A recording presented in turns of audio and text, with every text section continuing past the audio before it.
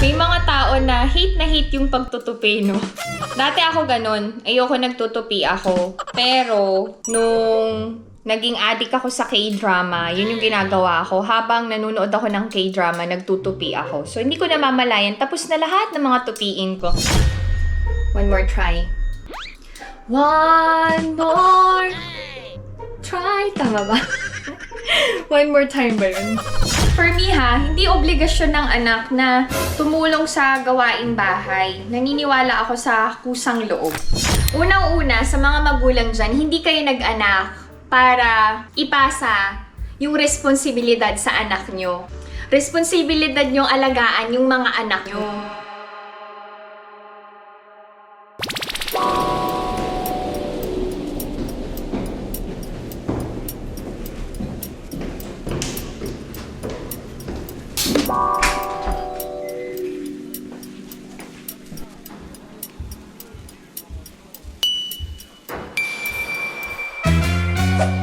Annyeong! Hi everyone! Welcome back to my channel. This is Pinay Mom in South Korea. Samahan niyo ako ngayong araw na to. Sa bahay lang tayo. Out na ako from work, so marami akong time in the afternoon. May mga gawain pa ako na hindi natapos. Kaya, to netizens, dyan lang kayo, ha? Para hindi ako mabore and maging productive ang araw natin together. Samahan nyo na ako. May nagtanong, how do I take care of my hair? Kasi mukhang healthy yung hair ko. To tell you honestly, dahil may thyroid problem ako, grabing maglagas yung hair ko. Tapos, numinipis talaga siya. Buti na lang, nakukuha ng gamot. And regular akong nagpapa-treat sa hair salon. Kasama na yung pagpapa-color ng root para palaging even yung color ng aking hair. Today, hindi masyado maganda. Tapos, dito sa Korea, usong-uso yung serum para sa hair. It depends on your hairstyle eh.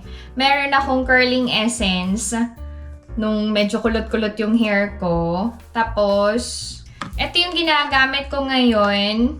Nabili ko to sa Philippines nung last na uwi namin. Ka-Argan Therapy Moisture Essence din. Ito yung pinapahid ko after maligo. Sa dulo lang ng hair. Hindi kailangang mag-apply sa buong buhok. Sabi sa parlor, yung edge lang. Yan, ganun lang. It's either hair serum or hair essence yung ina-apply namin dito sa Korea. Tapos, may mga gumagamit din ng hair spray para mabango yung hair. Yun, ako hindi ako naglalagay nun. Enough na sa akin yung essence. Mabango naman yung shampoo and conditioner. Yun. Anyway, maggawa muna tayo sa bahay bago ako magluto ng merienda. Nag-crave ako ng turon. So, magluluto tayo ng turon maya-maya. Samahan niyo muna akong maggawa dito sa bahay. Okay ba yung aking face? Actually, hindi. Hindi ako nag-foundation. Ang gamit ko lang talaga is yung Tone Up No Sebum Sunscreen. Tapos, tinry ko today, yung lipstick lang yung ginagamit. Lipstick ang gamit ko dito sa pang eyeshadow, pang blusher. Tapos, ayan. Yung lipstick na mismo. Anong gamit ko? Lock Kiss Ink. From MAC. Number 51, yung shade niya. Ang una natin gagawin ay magtutupi ako ng mga sinampay. Tuyo na. Mabilis na matuyo mga sinampay kahit nasa loob ng bahay. Kasi maaraw na. Nangangamoy ba? Hindi. Hindi naman kumakapit yung amoy nung niluluto. Nagsasampay na din ako sa veranda. Yung mga nilalabhan ko sa kamay, yun ko na sinasampay. Naglalaba ako sa kamay, lalo na yung mga pang-alis, para maganda pa rin. Kahit matagal na, paulit-ulit suot. May mga tao na hate yung pagtutupi, no?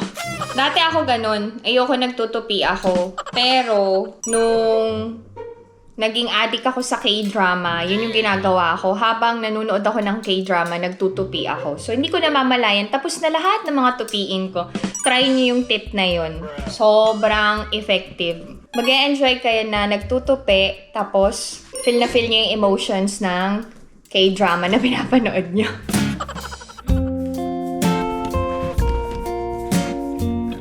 Para para sa may mga anak na teenagers and may period na, dito sa Korea, merong nabibili na undies for napkins or pads. Meron si Ina nun. Share ko na ang sad news. Meron akong orchid sa bahay, pero I don't know how to take care of it. So, ang nangyari, namamatay na. Oh my. Paano ko marirevive to sa mga may idea about orchids? Yan, oh. Nahulog na yung mga bulaklak. Paano ba? Paano ko to bubuhayin? Sad lang, kasi ano din to eh. 30,000 won din yung bili. Sayang naman. Mag-iikot pa ako ng mga labahin. Nagpalit ako ng bed sheets. Kailangan ko maglaba. Ang gamit kong liquid detergent ay Liquid. Tapos fabric conditioner, Downy. Baka naman. Hindi na din masyadong okay itong washing machine namin. Nagpaparamdam na kailangan ng palitan.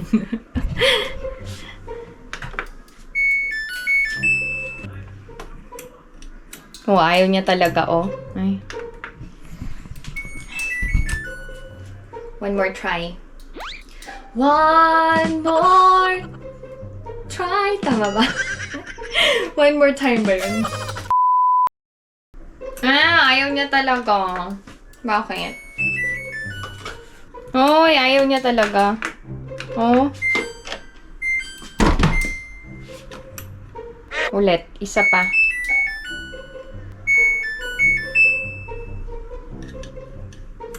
Ayun, okay na.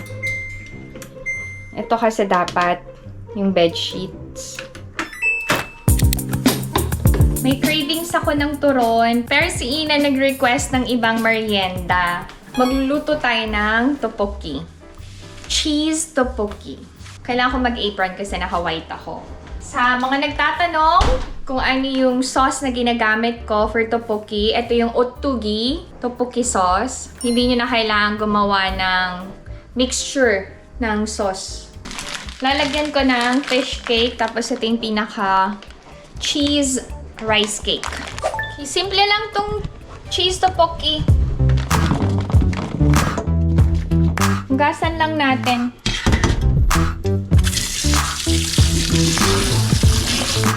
Tapos, after hugasan, lagay tayo ng tubig. Salang na natin. Kaya anong usually merienda ng anak nyo? Sa Korea kasi tteokbokki, tapos yung corn dog. Every time na magluluto ako ng tteokbokki, gusto ko nilalagyan ng fish cake. Lagay natin tayo na.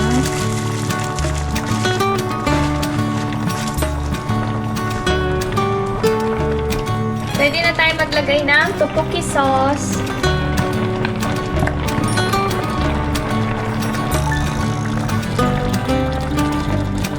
Tapos, magpa-microwave lang ako ng original hotdog. Yeah. Very Korean style ang merienda ni Ina.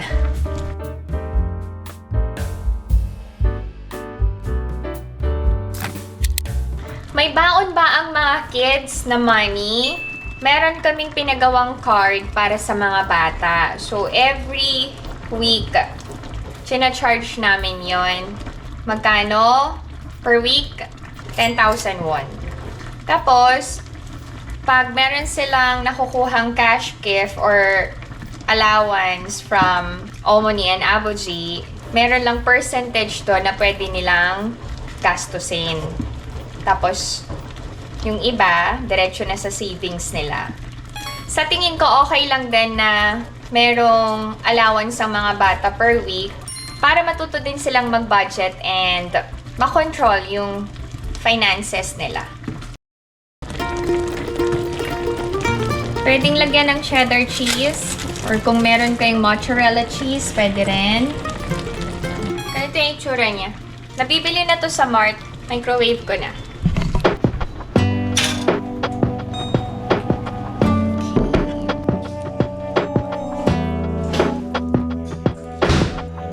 na tayo.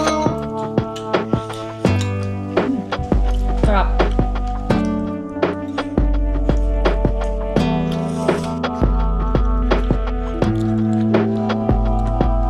Masarap.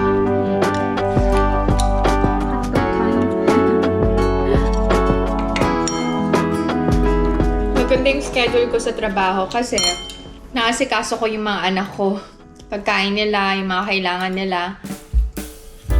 Kaya I'm not allowed to work full-time. Kahit gustong-gusto ko ng magandang trabaho dito sa Korea, hindi yung part-time lang. Hindi ako pinapayagan ni Alex. Sa Korea, alam nyo ba ang chatting app na ginagamit? Mostly, Kakao. Kakao Talk. Sa atin kasi sa Philippines, Messenger, di ba? Dati, ang hilig-hilig ko sa cider. Ngayon, hindi na ako nasasarapan sa cider. Bawal kasi soft drink sa akin. Alam niyo na, health is wealth. So, kailangang iwasan yung mga bawal. Nagme-merienda pa rin si Ina. Sa school, bawal mag-cellphone ang mga students. Kung nakapanood na kayo ng K-dramas ng mga estudyante ang bida, di ba? Kino-collect yung cellphones bago mag-start ang klase. Tapos binabalik na lang after ng klase. So, the whole day, hindi nakakapag-cellphone si Ina and si Ijun. Pagdating na lang sa bahay. Tapos may academy sila. So, hindi rin sila pwedeng mag-cellphone noon. Sa gabi na ulit sila nakakapag-phone. And controlled yung time nila sa cellphones nila. Bigla akong na-miss ang PUP. PUP graduate ako sa Santa Mesa.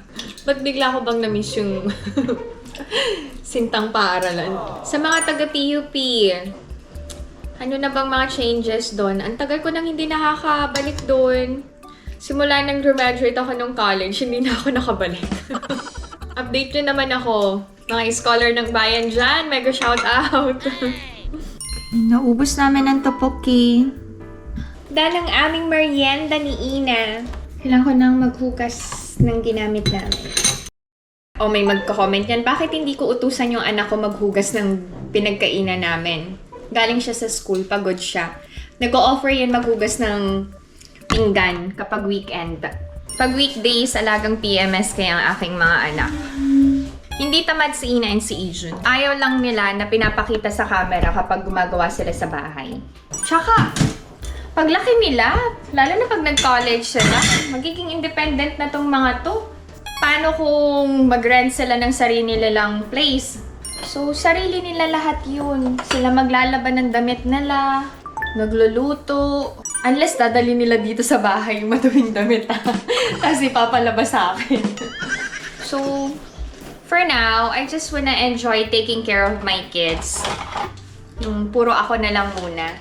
At saka, hindi obligasyon ng anak. For me hindi obligasyon ng anak na tumulong sa gawaing bahay. Naniniwala ako sa kusang loob.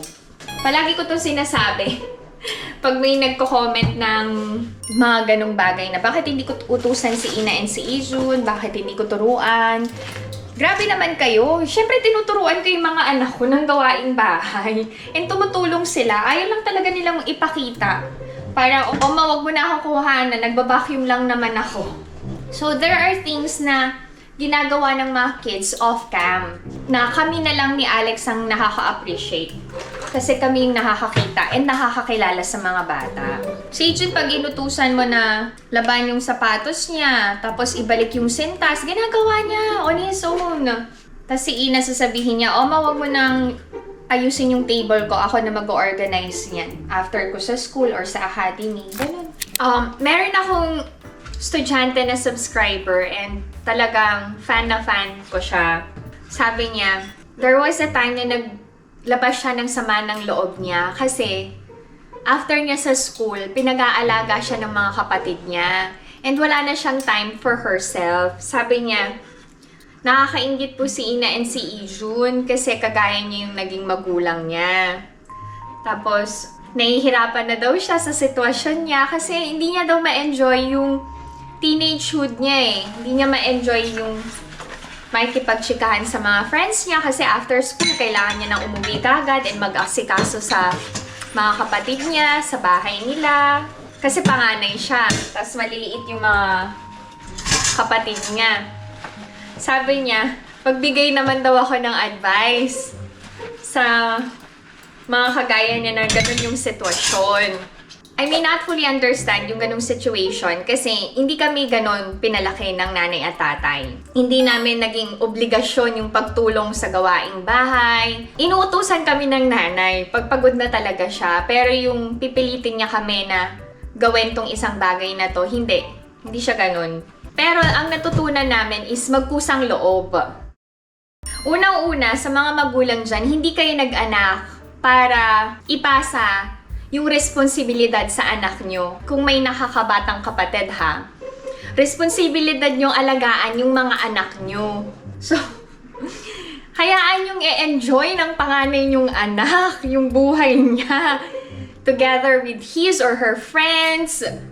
Hayaan yung i-enjoy niya yung pag-aaral niya. Kasi hindi niya naman kasalanan na nag-anak pa kayo. And magkaroon siya ng ilan pang kapatid. Maging open-minded kayo kapag nag-open up sa inyo yung mga anak nyo about their feelings, yung mga pinagdadaanan nila, yung mga bagay na ayaw at gusto nila, pakinggan nyo, and from there, mag-adjust din kayo sa gusto ng mga anak nyo. Kung may demand sila, or may want sila, may mga bagay sila na gustong mangyari, hindi porket magulang palaging tama, dapat palaging sinusunod. Hindi ganun. Kasi meron din sariling opinion, feelings, emotions ang mga anak natin. Pero syempre, para sa mga anak, mag-usap loob din kayo na tumulong sa mga magulang nyo. Kung alam nyo naman na nahihirapan na and kailangan talaga ng makakatulong kahit ilang minuto lang yan or kahit ilang oras lang. So, para sa mga eldest dyan na parang hirap na kayo na mag-alaga ng mga kapatid nyo and akuin lahat ng responsibilidad na dapat magulang nyo ang gumagawa, you're still doing great as an eldest child kasi hindi lahat tumutulong talaga. Baka naman kasi may mga mag-comments ng negative ha about dun sa panganay at sa magulang. Hindi ko naman nilalahat kasi depende din yan sa pamilya eh. Kung napag-usapan nyo naman ng maayos and walang nagrereklamo both parties and okay kayo sa ganung setup, wala akong magagawa dun. So, communication lang naman is the key talaga with comprehension. Ang importante kasi na-address nyo sa magulang nyo, yung mga concerns nyo, and sana yung mga magulang natin maintindihan yung mga concerns natin. So, thank you so much sa pagsama sa akin ngayong araw na to, netizens. Hindi ako na-bore and happy lang. So, if you enjoyed watching this video and new to my channel, please consider subscribing, like, and share. Pinay Mom in South Korea. Stay safe, everyone. Bye! Love lang tayo, ha? Buti na lang hindi ako panganay, bunso ako. Pero maraming bunso na mas responsable, ha, kaysa sa mga panganay.